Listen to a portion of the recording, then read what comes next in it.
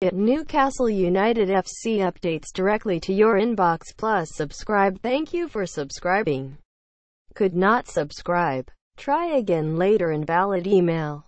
After a week spent contemplating the fantasy football of Amanda Staveley's mooted St James Park takeover, the arrival of an upwardly mobile Watford proved a chastening reminder of more immediate concerns. At Newcastle United, takeover talk dominates every football conversation on Tyneside at the moment, but it is the threat of relegation which is beginning to stalk the club. Those early, intoxicating autumn days where Newcastle looked at home in the top half of the Premier League felt a long way away as Watford handed them a lesson in just how far the Premier League has moved on since the last time they looked truly comfortable in this league.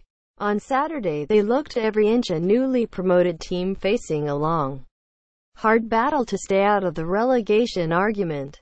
Partly that is down to resources. Newcastle had no one with the energy of the outstanding Richarlison or Abdoulaye Doucouré, but on a grim day on Tyneside the manager, too, looked to have had one of his worst days in charge of United. The 4-4-2 that had given Newcastle a more offensive edge against Bournemouth and Manchester United was retained for Watford's visit, and it was a misjudgment.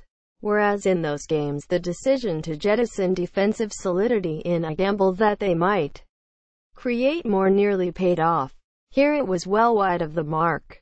Image. PA. Perhaps that is partly down to the personnel selected. Joselu may be willing, but he does not look up to the job, either playing as a deeper striker or the lone front man in a 4-5-1. Granted, Alexander Mitrovic may not play with as much discipline as Benitez wants, but he could hardly have offered less than the Spaniard did.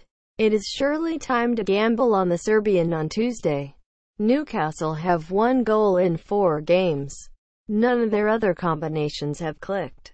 It must be difficult for Benitez, whose anger in the summer was misinterpreted by some as a flighty response from someone with a reputation for politicking. In fact, it was because he knew that when he was not delivered what he thought the club required, there would be days like this, when he might be forced to field a team with no player who has scored more than 16 Premier League goals in their entire career, or a side without a natural left-footed fullback against a team who would attack down either flank. He might not mind failing on his own terms, but he resented being told to get on with it with players he didn't really want, just as other managers before him have had to. This is a squad populated by players far down his transfer hit list. It is a familiar story at Newcastle. Benitez is the first to challenge it publicly, but he's not the first to suffer for it. Having said that, this run is a clear warning to the manager that something has to change if United are to remain out of the relegation battle.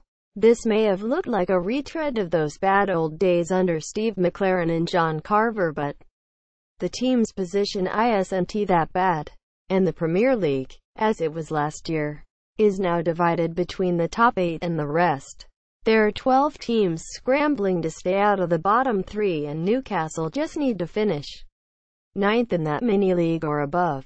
It is doable if they keep their nerve, rediscover their discipline, and react a bit quicker in the January transfer window.